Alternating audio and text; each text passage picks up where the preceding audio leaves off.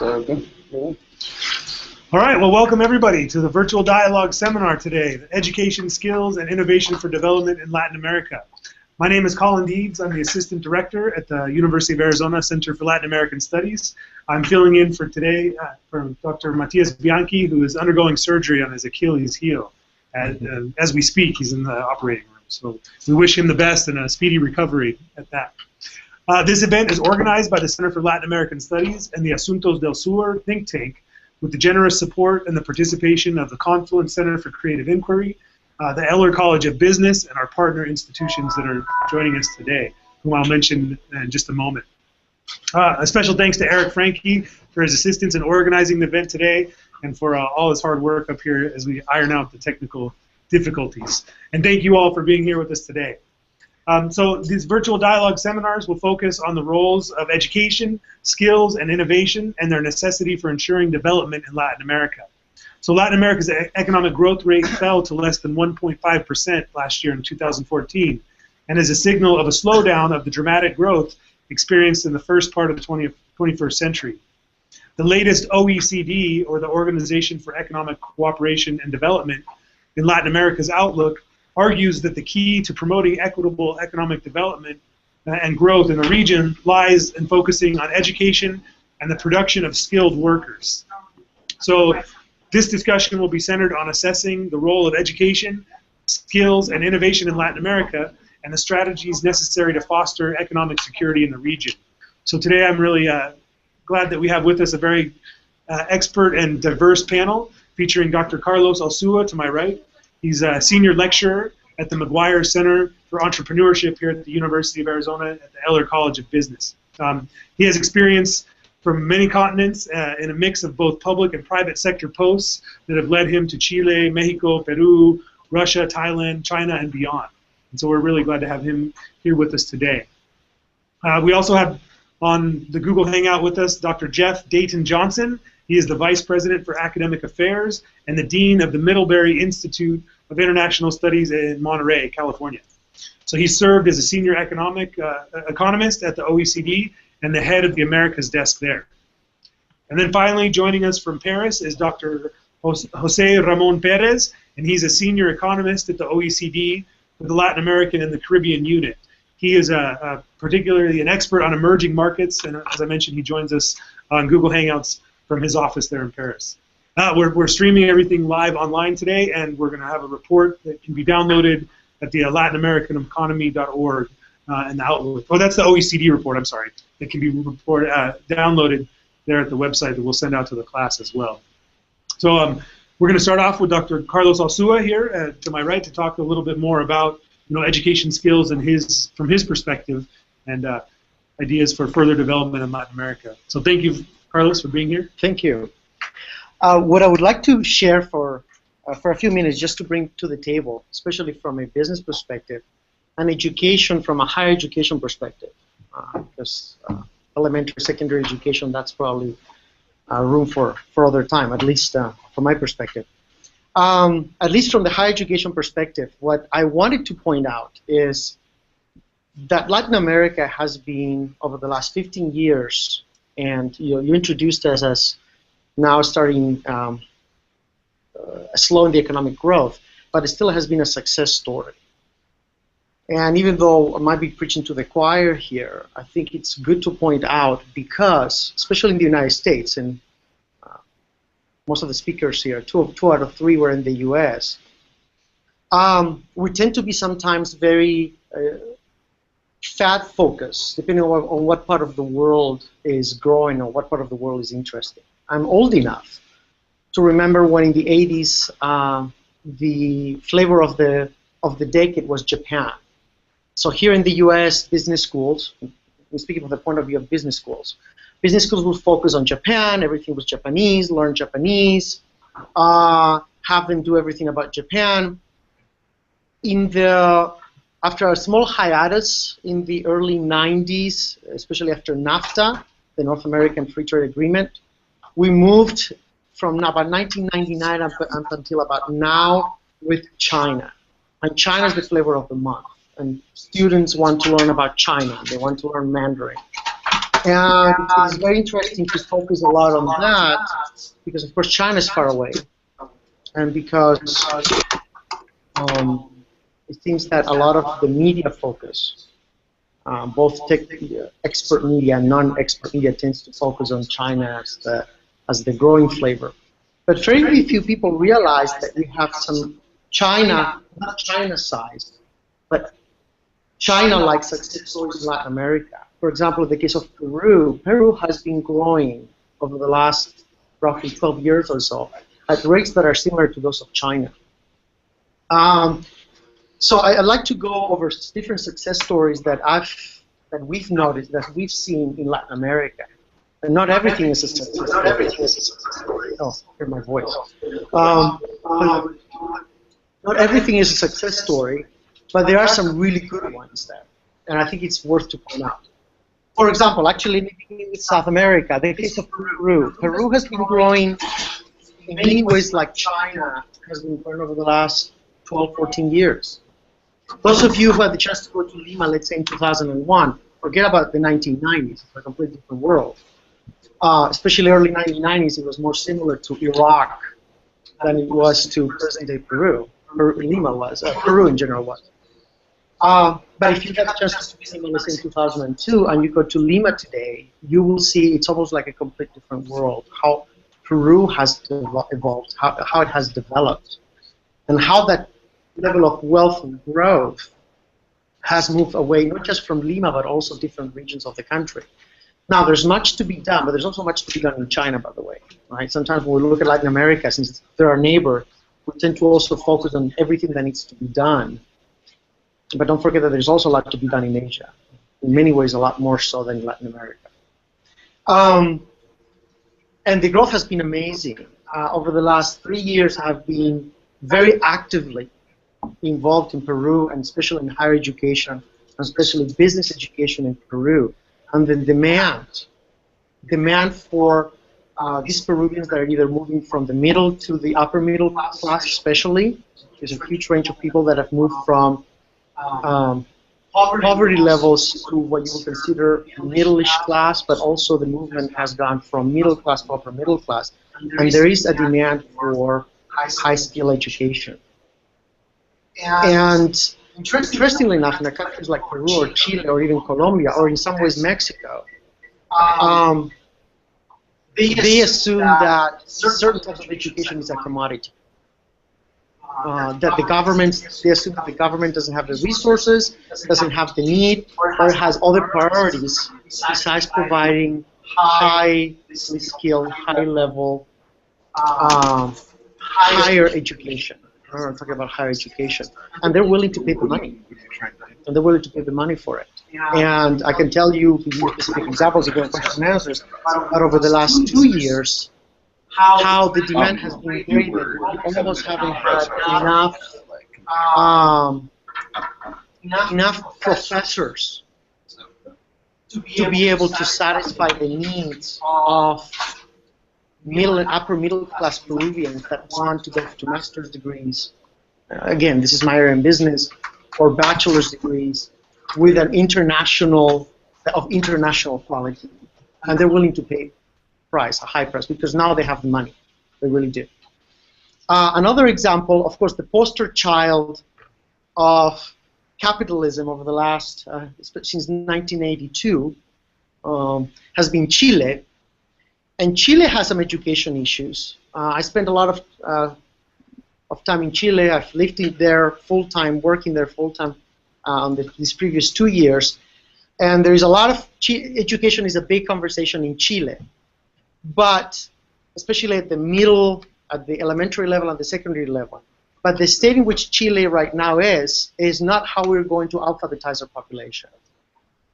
The question is, Chile is, if any other economy or if any other country in Latin America, Chile is at the verge of becoming what we used to call in the old days a first world country. They're right there. They are at where South Korea was about 15 years ago. They're at that level. And so the questions that Chile has right now are growth questions. That is, how do we make a better share of the pie of the success story? In other words, how do we bring the people that are at the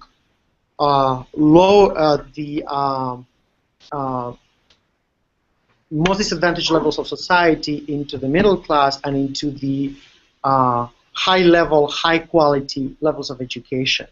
And of course, they're going through different models. One of them is the European or Argentina or Y model, which is free higher education or close to free higher education, and the other model, which is the US model, that is higher education is, even in public universities in many ways, it is almost a commodity, and therefore, students pay, and the students that have more money, they should pay more, and then they should put all the money into the rest of the money into scholarship. So, but their question is that question of quality. It's not the type of questions that you would find in Latin America 20 years ago. The other questions are, how do we go to the next step to become the next South Korea, to become the next Taiwan, and or even become the next Singapore? Those are quality questions. That's why I call it a success story. There's growth pains, but those are a good sign. We're not talking about alphabetization anymore in some of those countries, but we're talking about quality of education and giving them the skills that they need to participate in the international markets, not as low-cost workers, but as high-skill, high-level workers that produce innovation. Another success story is Colombia. And all that, of course, is brought in with the prospect of peace. There is this sense of optimism, widespread optimism among Colombians, that besides, despite of the awful pains for many, many years, especially in the 80s and 90s, there's a sense of optimism. And there is also demand for quality education, demand for a highly skilled, highly prepared young population who really wants to do things. And you've seen some countries move towards that. For example, President Correa of Ecuador is trying to imitate what Malaysia did a few years back with Putrajaya, and, for example, is trying to develop a city of science in Yacay. It's not a very innovative model. The Singaporeans did it a long time ago successfully. The Malaysians so, but it's a good sign. It is a good sign that Latin America is not, or at least many countries in Latin America, some aren't, some are still living in 1950, but that many countries in Latin America are focusing on how do we develop and how do we develop successfully to bring the quality of life to our people versus which part of the Cold War story do we belong to? And so it's been 10 minutes.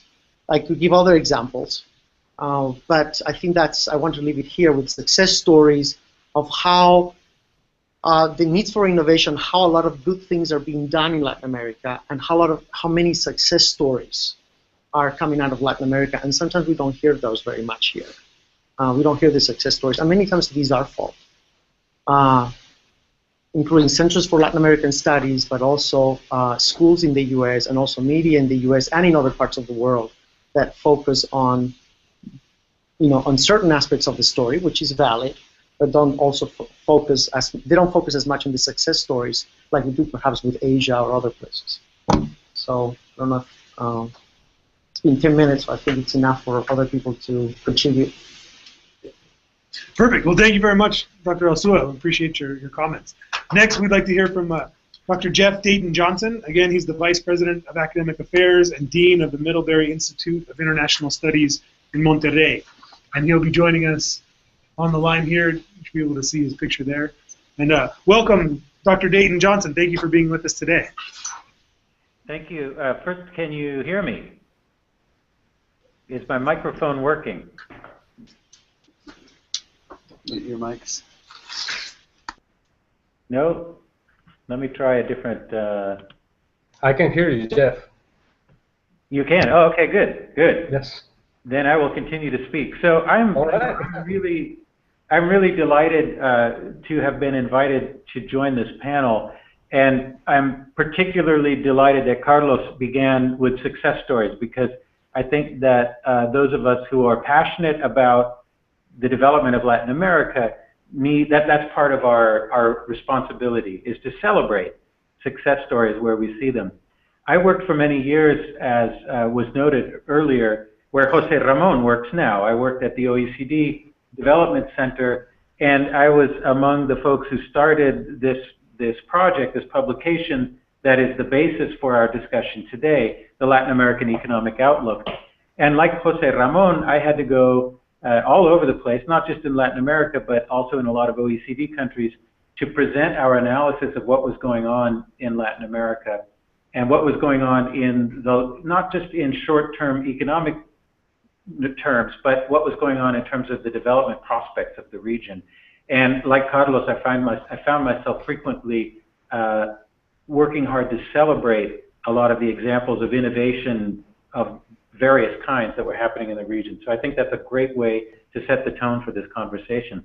One of the things that happened when I had to present this report is that, and Jose Ramon will probably had the same experience, if you present it to a bunch of policymakers or politicians, they'll say, oh, no, you don't understand politics. You know, what you're talking about, educational reform, that's never going to work. And so sometimes I would be presenting it in that kind of setting, and I never knew what kind of comments I would get. Other times I would be presenting our findings in an academic setting, and they would say, oh, you OECD people, you don't understand all of the sophisticated econometric methods that we do in the academy, and therefore you've left out some stuff, and therefore I can't accept your proposal. So there was widespread debate, and sometimes it came from the political side, sometimes it came from the academic side. But I'm really happy to celebrate the success of this annual report on the economic and development conditions of Latin America, because I think it demonstrates that at the intersection of the discussion of politics and policymaking and academic research, there is a need for debate and discussion. This is something that I think most of our students, those of us who are on this panel who are academics, most of our students need to appreciate, and this is what we're trying to inculcate, is the ability to speak both in the policymaking domain and in the academic research-oriented domain. And that's why this kind of, and Asuntos del Sur is a great example of an organization that's trying to do that. So I'm not going to say bad things about the report. I really learned a lot from looking at the report. I'll leave it to others to criticize and for Jose Ramon to respond to those criticisms. But there are a couple of things that I wanted to point out.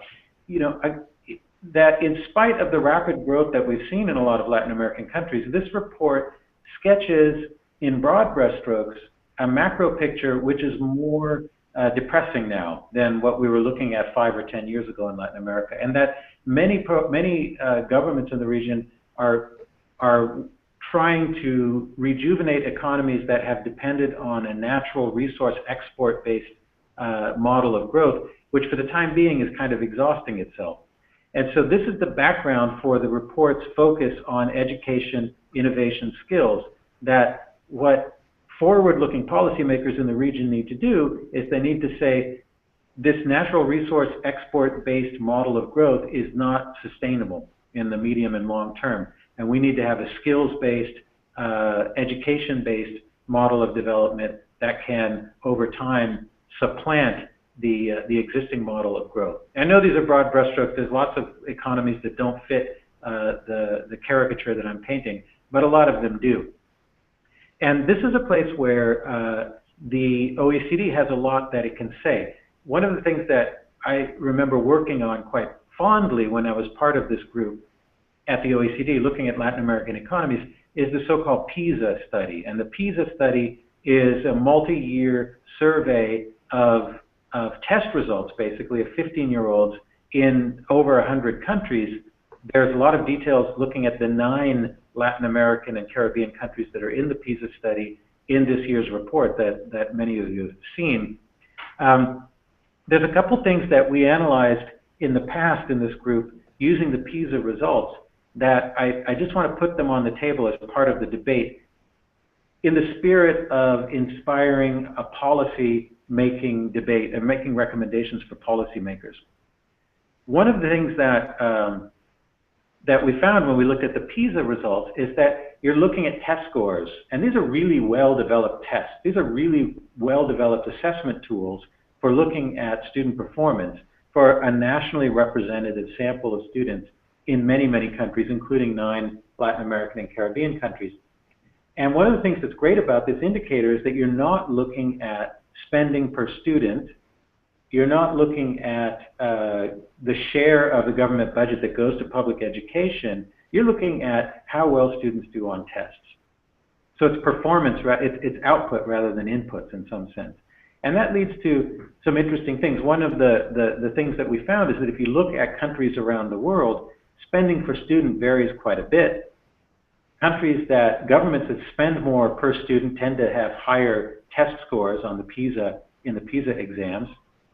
But spending alone is not enough. That a lot of Latin American countries spend far more than other developing countries, or far more than some emerging economies, but have much lower test scores. And in fact, the PISA results themselves have been the inspiration for a lot of sometimes painful soul searching on the part of educational policymakers in Latin America. When the PISA results come out, it makes the front page of newspapers in Latin America. It doesn't in the United States. We don't care about international comparisons. We don't even know that the OECD exists. I still have to explain to my compatriots where it is that I used to work back there in France. But in Latin American countries, this does feed the debate. So money is not enough. More money is needed, but more money is not enough for making the kinds of improvements that this report calls for.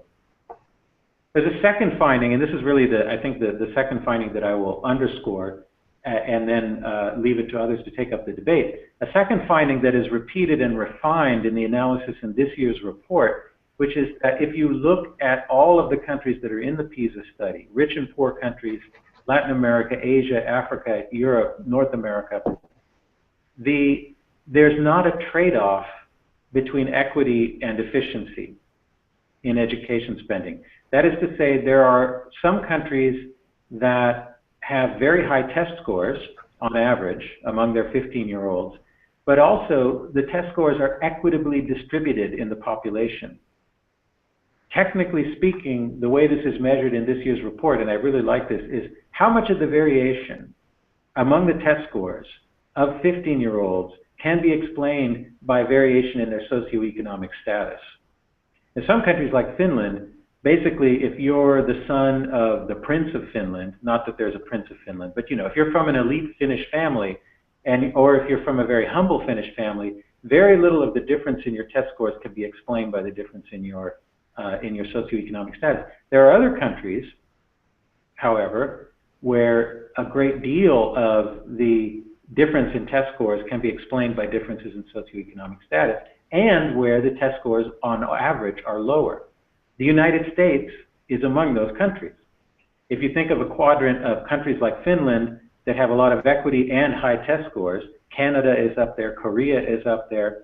If you think of another quadrant where there are low test scores and low and high inequality in the system, the United States is in that lower quadrant, and most of the Latin American countries are in that quadrant. So a lot of the challenges for policymakers are, how do we get more of both? How do we get higher test scores if we think these test scores are indeed measuring the skills that we need to have a more inclusive kind of development model?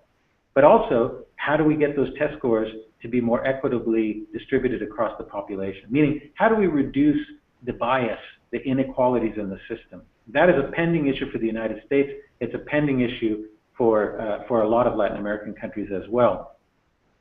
And the final thing I'll say is I think where a lot of where these policy debates will be resolved is not in ministries of education, but in school districts and at the local level, in the way that schools are run, in the responsibility that's given to school principals and directors, in the responsibility and autonomy that's given to teachers, in the local school governance structures. But one of the things that we find when we look at the PISA study, if you look at those countries that have high levels of equity and high levels of test scores, like the ones I mentioned, Canada, Korea, Finland, there's nothing that those countries have in common in terms of their education policy, right? Some are more decentralized, some are less decentralized. Some have really long school hours and a lot of homework, some have less. But they all have good test scores. And they all have good equity. There's not a single solution. We have to be humble in policy debates about saying, do it exactly like Finland does, or do it exactly like the United States does. Instead, we should be looking for what are the elements that can be well adapted, what can we learn from other places, and what are the elements of successful policies that can be adapted to the Latin American context to give, and now I'm focusing really on primary and secondary education, to give primary and secondary students the skills and capacities, including the soft skills, that they need to succeed in the labor market and as citizens. And there I will stop. Thanks very much.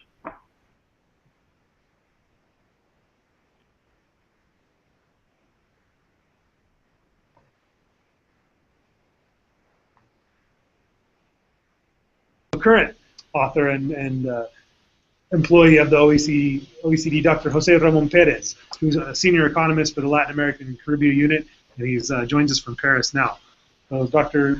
Ramon Perez, thank you for being with us. Thank you for your invitation. Just a minor note, my last name is Perea and not Perez, but this is actually a mistake that happens very frequently also in Spanish-speaking countries. So thank you so much for your invitation, and for me it's actually a pleasure to be able to share the report with you and with Jeff Dayton Johnson, who is one of the founding fathers of the Leo series. So thanks a lot for your invitation. I have a presentation. I don't know if you guys have it as a handout, or should I do the screen share just to show you a few graphs. I think I should do something like this.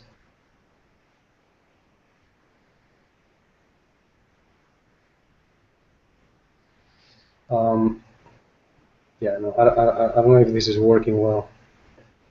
Are you guys able to hear me?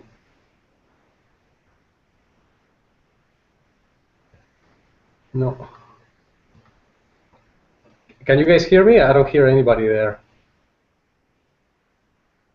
You can? Yes. Yes. Okay. Do you guys see the presentation? We can hear you, but you can hear us. It's okay. Don't worry about it. Okay. All right. So I'll start then. I guess just to give you because I don't want to go beyond these 10 minutes, I will just focus on some key messages that we have on the report. And maybe starting with the macro, something that has been already said, the idea that 2014 left us already with a, I don't know if this is working, it's very complicated.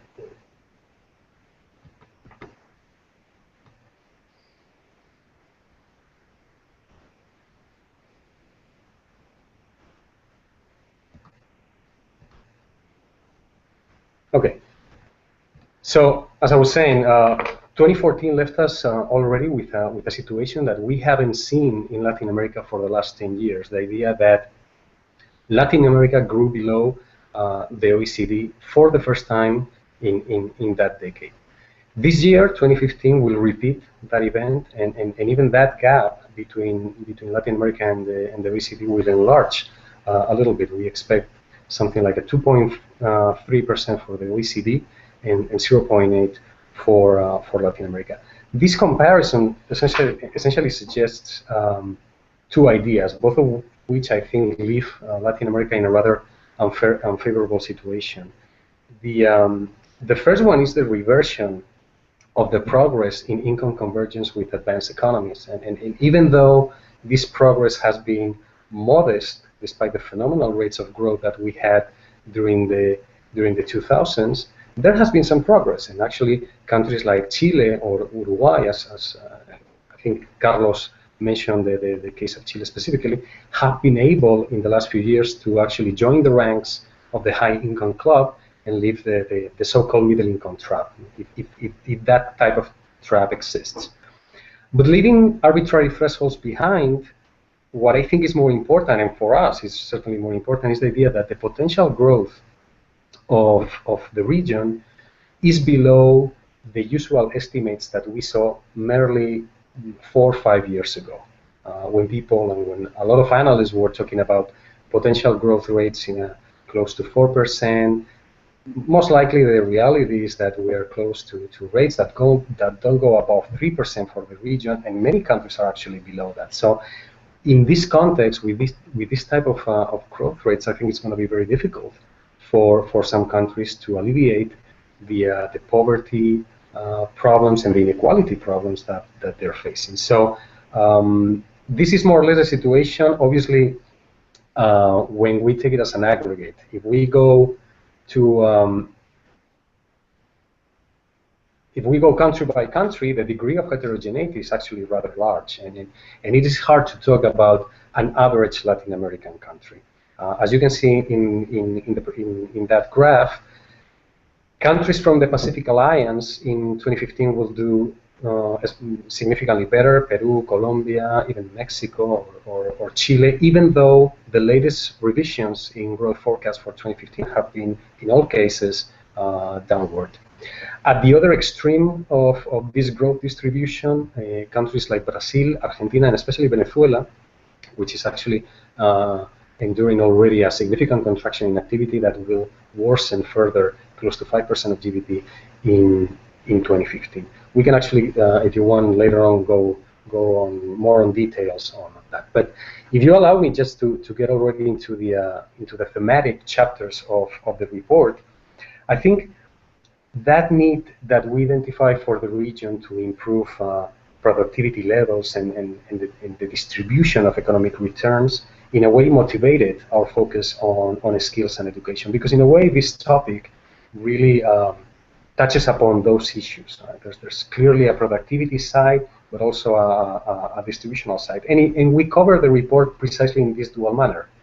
So there's a chapter that really considers the skills as a production input, and here our interest was or our main question was to see whether Latin America was actually developing the skills that the productive process requires. Here there are several forces at hand, because we try to analyze it within the context of the global economy, something that at the OECD we have coined as the process of shifting wealth. I won't go into the details. You have there some of the forces that are underlying the supply and the demand of skills, but in any case, for us, the demand of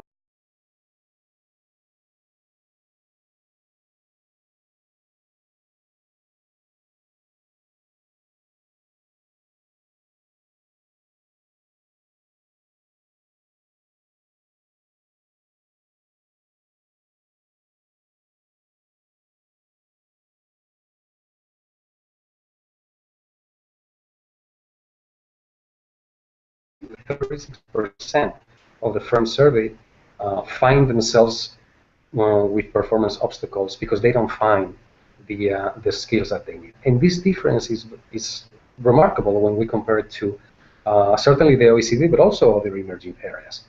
In a way, this was our dependent variable for the empirical analysis that we conduct in the study. And essentially, the results that we find is that, first of all, we confirm that Latin American firms exhibit the greatest trouble to satisfy their demand for skills.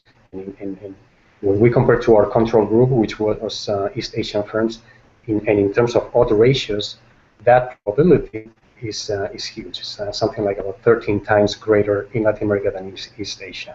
Also, another important finding is that probability increases in skill-intensive productive processes. And when we go to the industry level, machinery and motor vehicles, in other words, examples of advanced manufacturing, are some of the most prone to face performance problems. So in a way, this is telling us that Latin America is having trouble to develop comparative advantages in those sectors that might be more important for the structural transformation that the region needs so urgently. This is that first dimension of the skills that I mentioned you about. The more social, or the one that cares more about the equity and the quality of education, we cover it in an additional chapter. And here, essentially, we cover issues related to coverage, to quality, and to inequality of access. This graph that you have here is, and I think Jeff mentioned a few details about this trend, is the trend in coverage. When we compare Latin America in terms of expenditure over GDP, the differences with the OECD are not that large. And the same goes for public expenditure per student over GDP per capita, although here there's more variation. But as you can see, countries like Brazil, Mexico, or Argentina are relatively close to the OECD levels.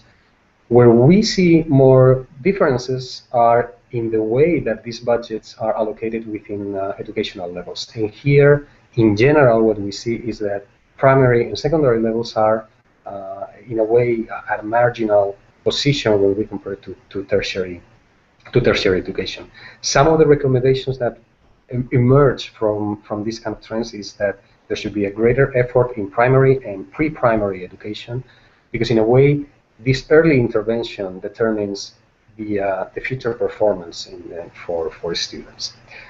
Obviously, this expanding coverage, and Jeff said it very nicely, expanding coverage is not a synonym of expanding quality or certainly equity. And this is where really Latin America has an appalling record. In this graph, in the horizontal graph, you will see, in the vertical axis, you will see the Pisa scores for math tests. And Latin America is at the bottom of the sample, compared not only to the OECD countries, but also to some emerging countries. And in the horizontal axis, you have the idea that Jeff mentioned about the variation, or about how important is the socioeconomic status of the student for determining academic performance. In a sense, in Latin America, 30% of the variation in student results in secondary education is directly associated with socioeconomic factors. And if you go to countries like Peru or Uruguay or Chile, that ratio goes to 35%. So these are areas where action is clearly needed, maybe targeting strategy in schools and so on. I think I'm running out of time, so I'll just close with one final chapter that we have on innovation. And here I think some of the issues that we cover you already know. Essentially that the effort in R&D investment in Latin America hasn't really made any significant progress since 1990. And as you can see, some emerging markets, particularly China, but not exclusively, Turkey, Malaysia, have significantly increased their commitment to innovation. And here, there are many reasons for this. I mean, obviously, there's some sectors are less prone for engaging in innovation, but clearly the institutional environment, and here we can mention the intellectual property rights regime, but also the need to coordinate public and private agents are some of the issues that the report advances as future lines of action. I'll leave you with some policy implications, but I think I'll leave it here so that we can actually open the floor for comments and questions. Thank you.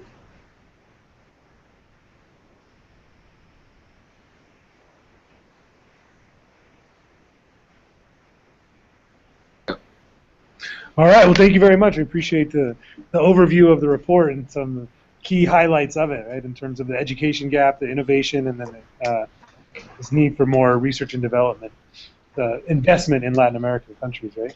So now I think we'll turn it over for questions for the class. And You need to turn the mic off. You just take a minute so I can turn this on. all right, so we'll open up the questions here, and then we're going to switch mics from me to Eric, and people can come up here, or you want to repeat the question? Or?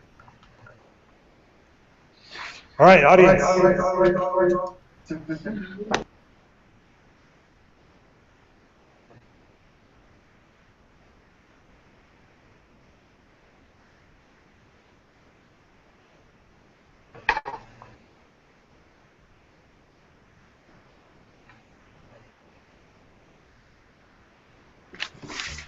Okay, I could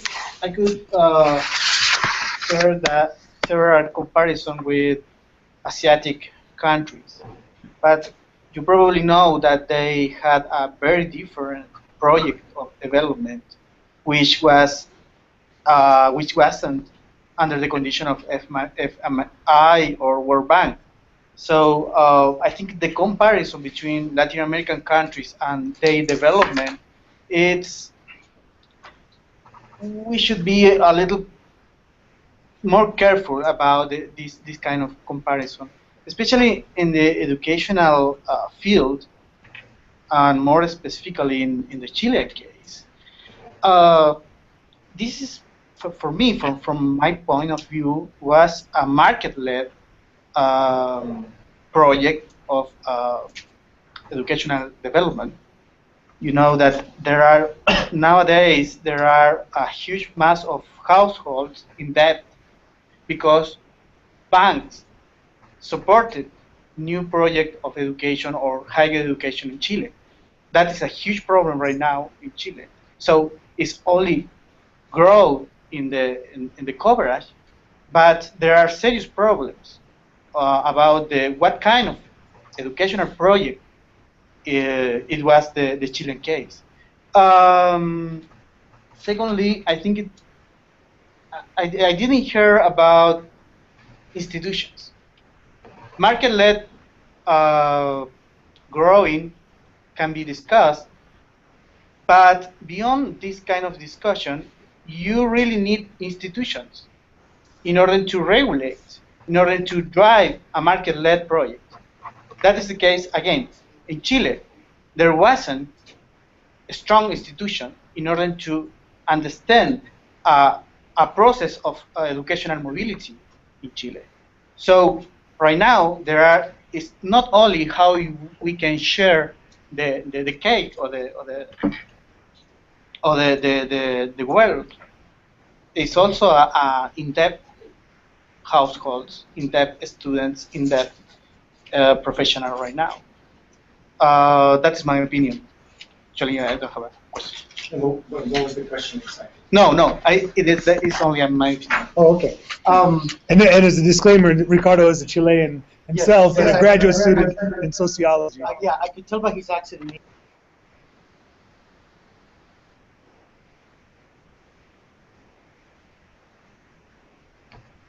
The cake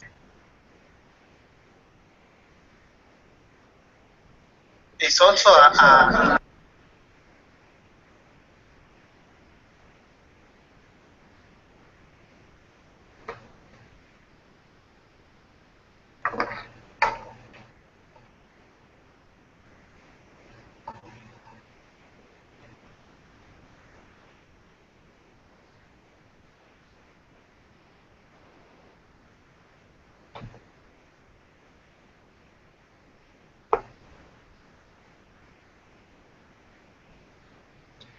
I don't know if this matters, but I'm not hearing anything.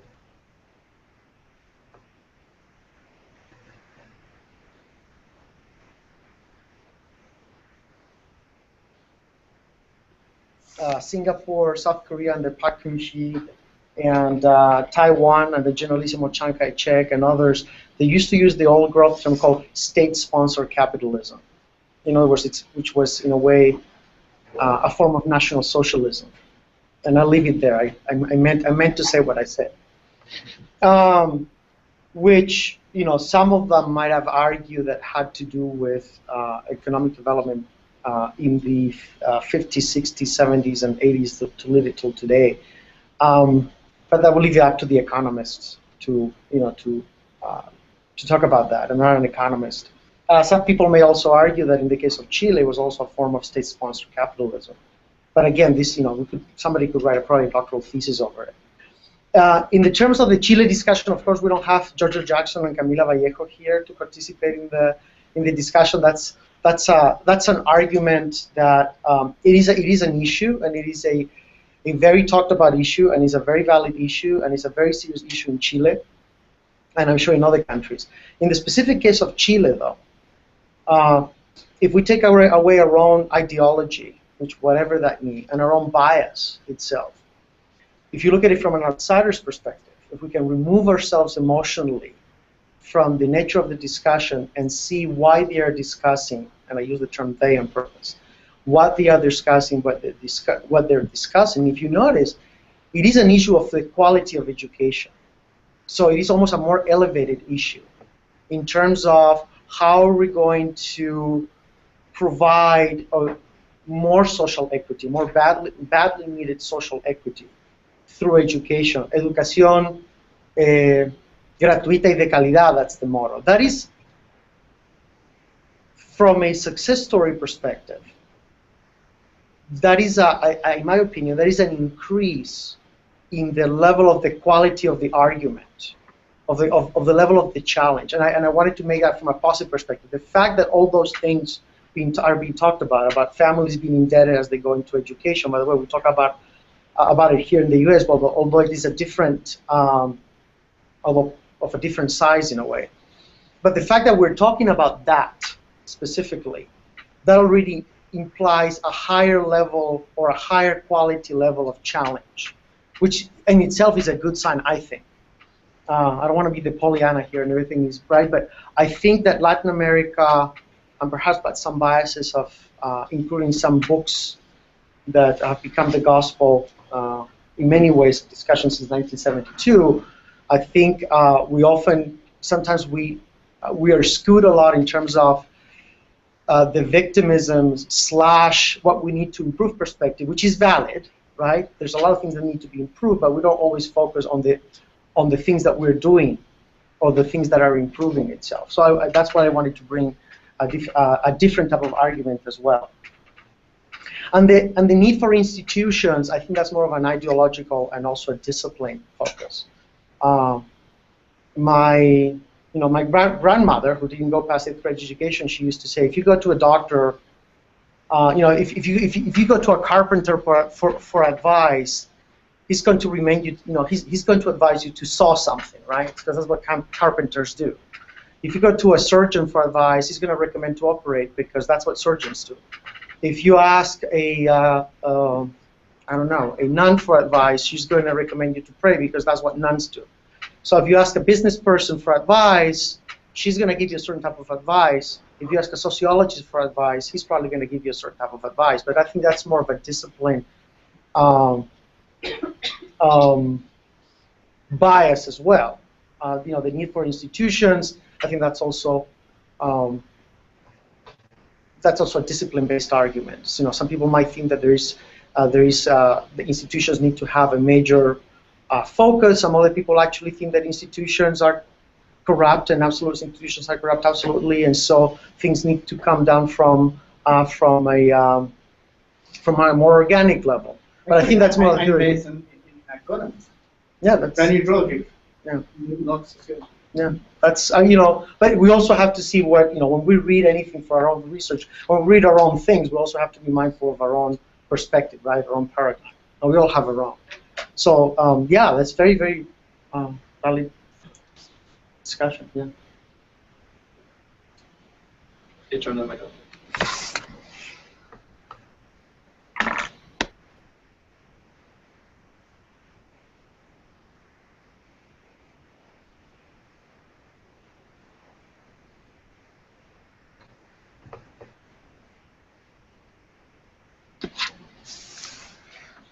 Jose Ramon, do you have anything to respond in terms of the was well, presented maybe by Ricardo? I think we're just replying to that first comment. I actually found that some of the comments that this student was making were rather relevant.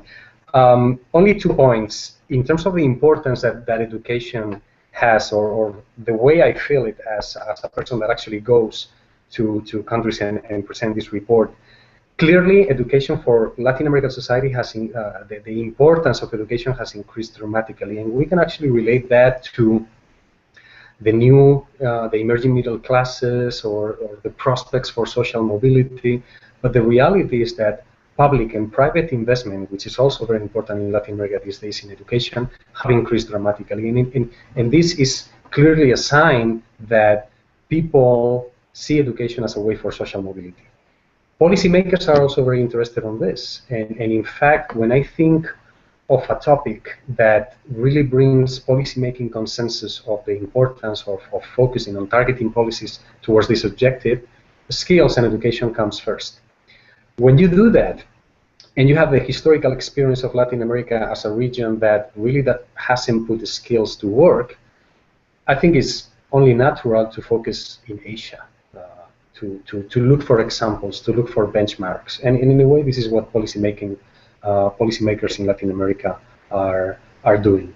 Asia might have implemented a very different model of development, but one which skills was paramount. And I think it's only natural that Latin American countries are focusing on these countries as possible examples.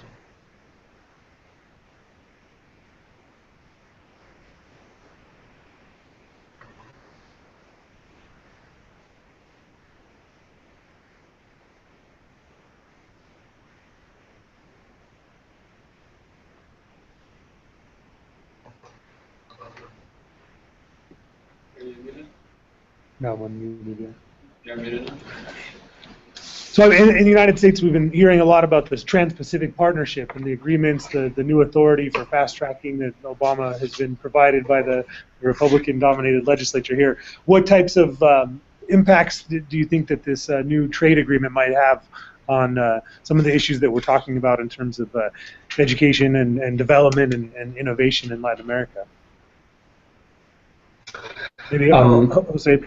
Yeah, well, this is a rather complicated question, I think. I think that regional trade accords in Latin America, by and large, have fell short of their promise. And in a way, this has to do with the fact that these are political arrangements where sometimes trade complementarities are not really taken into consideration.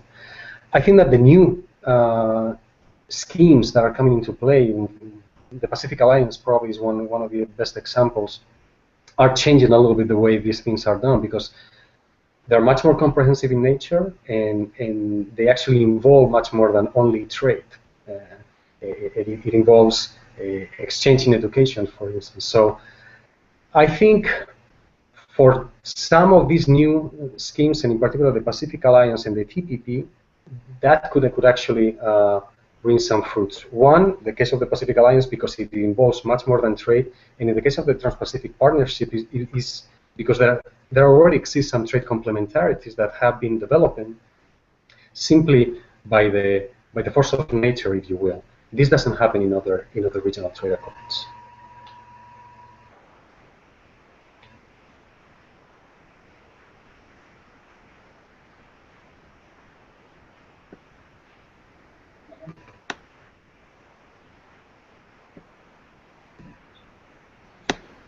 Anything else from the audience? Or?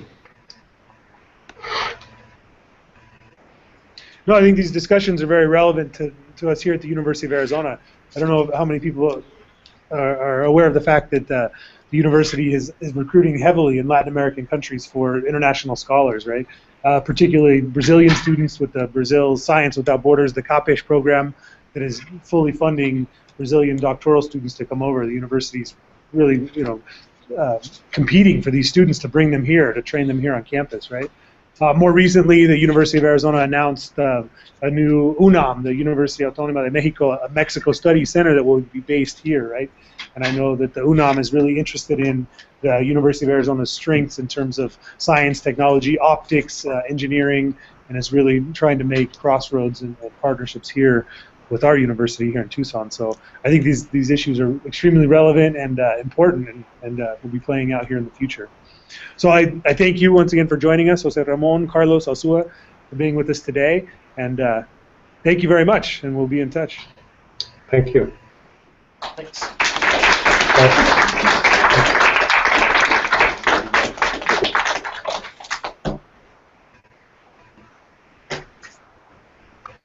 All right. Well, thank you very much, Eric. Appreciate it.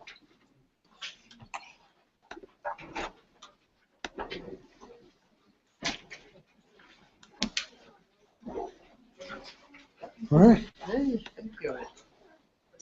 So, were you originally at CONACYT, or did you receive Mexican government funding to study? Or? Oh no, I grew up in